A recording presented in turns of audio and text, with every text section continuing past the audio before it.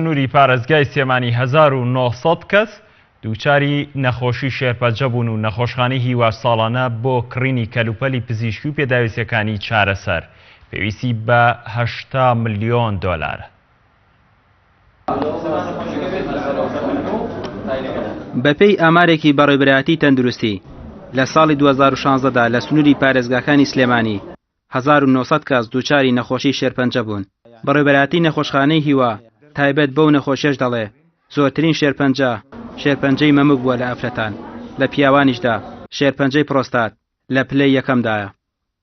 ساڵانە نزیکی 2000 حاڵەت شتێک کەم شتێک زیاد تۆمارەکرێ وەکو حاڵەتی نوێی دووچاربوانی شێرپەنجە لە نەخۆشخانەی هیوا، بەڵام دیارە لەو ڕێژەیە کە 2000 حاڵەتمان حساب کردووە، هەزاریان تایبەتە بە دووچاربوان لە سنووری پارێزگای سلێمانی و بەشێک لە گەرمیان و قەزا و ناحیەکانی سلێمانی و هەزارەکەی تریان تایبەتە بە ناوچەکانی تری هەرێم و شارەکانی ناوەڕاست و باشووری عێراق. ئەو شێرپەنجانەی کە زۆر تۆمارەکرێ لای ئێمە شێرپەنجەی خوێنە لە هەردوو ڕەگەزی نێر و مێدا و شێرپەنجەی مەمکە لە خانماندا و شێرپەنجەی هەندێک جار پرۆستات و کۆڵۆن و ئەمانە بەگشتی زۆربەی جۆرەکانی شێرپەنجە لە وڵاتی ئێمەشدا هەیە.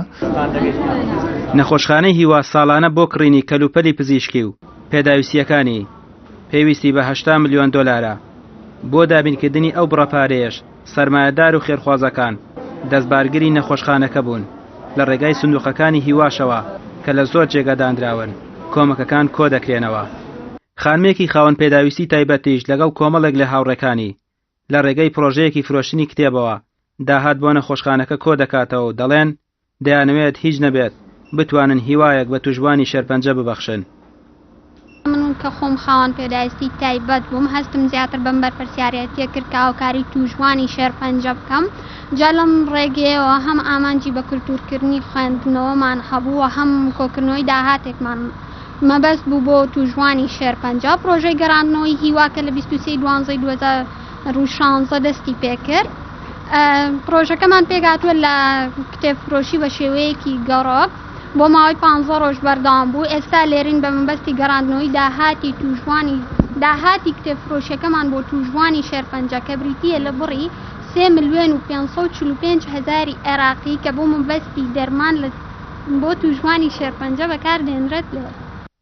ئەو کارمەندانەی ئێستا لە نەخۆشخانەی هیوا کار دەکەن بەشێکی زۆریان خۆبەخشن و کار لە پێناو مرۆڤاتیدا دەکەن. بەڕێوەبەراتی نەخۆشخانەکەش دووپاتی دەکەنەوە.